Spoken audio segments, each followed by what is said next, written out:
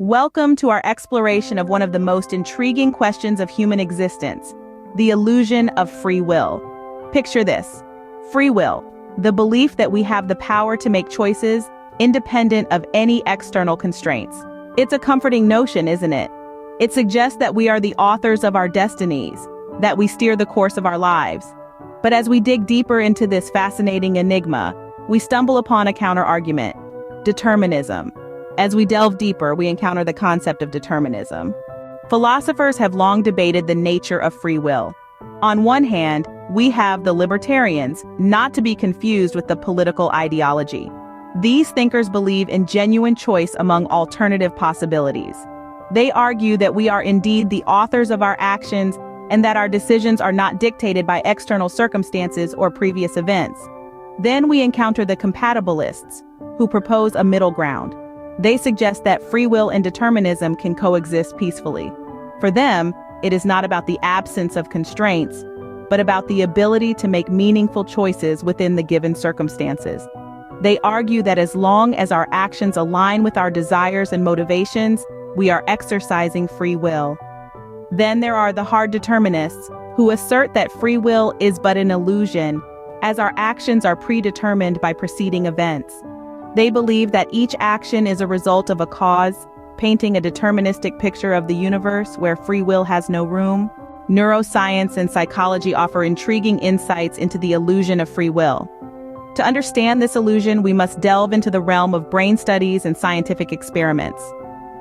A famous experiment conducted by a neuroscientist named Benjamin Libet in the late 20th century provides a fascinating perspective. In his experiment, Libet asked participants to perform a simple task, like clicking a button, while he monitored their brain activity. Intriguingly, he discovered a spike in neural activity, known as the readiness potential, before the participants were consciously aware of their decision to act. This suggests that our brains may be priming us for action before we even make a conscious choice. Libet's findings stirred a whirlwind of debate, with some interpreting the readiness potential as evidence of determinism. However, others argue that this neural activity could simply be the brain preparing for various potential actions, not necessarily determining the specific choice. Further studies using brain imaging technology have added another layer to this complex puzzle. These studies show that certain neural patterns can predict a person's decision several seconds before they consciously make it.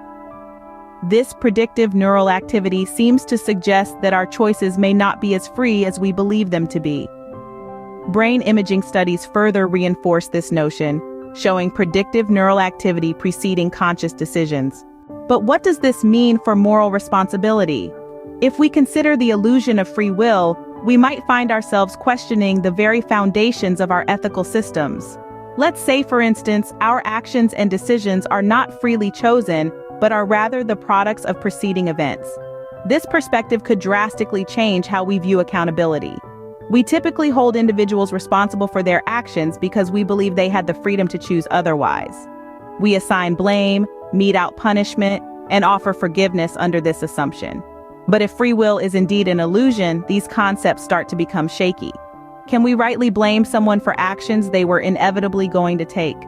Is it fair to punish when the choice was never really theirs? And what does forgiveness look like in this context? Our beliefs about free will shape our attitudes towards punishment, forgiveness, and personal accountability, posing profound ethical questions for society to grapple with. Yet, amidst the debate, alternative perspectives emerge. Some propose that even if free will is an illusion, we can still uphold moral responsibility. They argue for pragmatic justifications, suggesting that the belief in free will is not about the actual existence of free will, but rather about fostering a sense of agency and empowerment. This belief helps us navigate the complexities of life and guides our moral compass. It encourages personal growth, empathy, and understanding, and it shapes our approach to ethical dilemmas.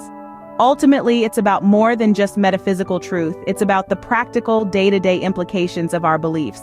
What do you believe? How does your perception of free will shape your worldview? As we conclude this exploration, remember that the quest for understanding is a perpetual voyage. The beauty of philosophy lies in the journey, not the destination. Join us next time as we continue to unravel the mysteries of existence.